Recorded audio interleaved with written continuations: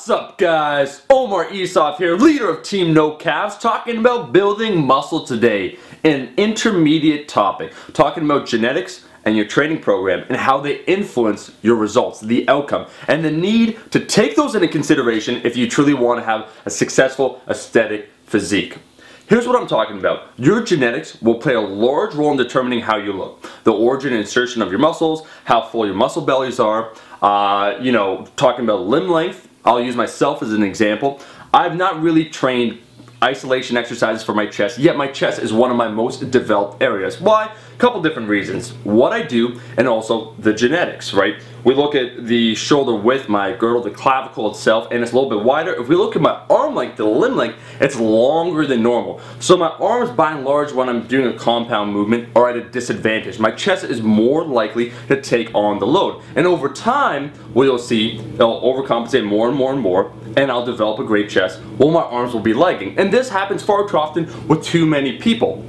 If you want to get a well-rounded physique, right, an aesthetic physique, you have to take into mind your own considerations, your genetics, and then plan accordingly. If your arms are truly lagging behind the rest of your physique, the rest of your body, you need to do more work. You need to do exercises that more effectively target it.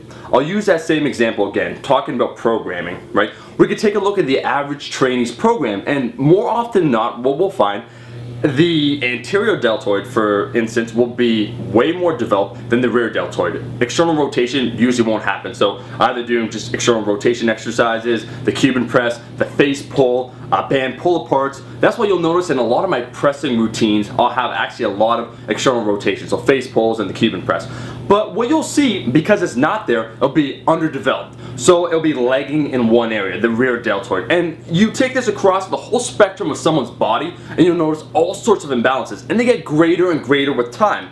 More often than not, people like to train what they enjoy to train. No shit, right? So you know the yellows. If they don't like to train legs, they will not train their legs. Same idea, some person might be arm addicted. Armageddon, right? Till the cows come home. And yet their chest, because once again, maybe if we look at their genetics as well, they have a more narrow clavicle, they have maybe an internal shoulder rotation going on, they're not effectively targeting it, it's lagging behind. This sucker's not going to grow. Their upper pec, their upper chest, it ain't going to happen, right? Their arms are going to overcompensate and get bigger and bigger, and over time, that physique gets blown out of proportion. It's disproportionate, and a large component, I would say, of aesthetics is symmetry and proportion, right, to the body.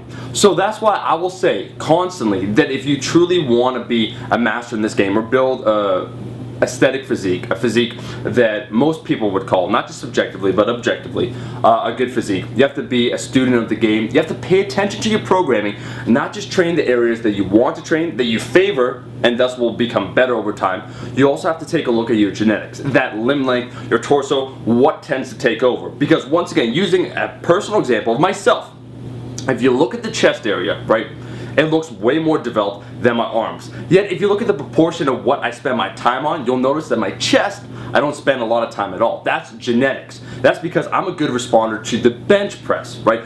Not a lot of people, there's a portion of individuals that when they want to develop their chest, the bench press might not be the best idea. Once again, due to the limb length, their overall training, the biomechanics.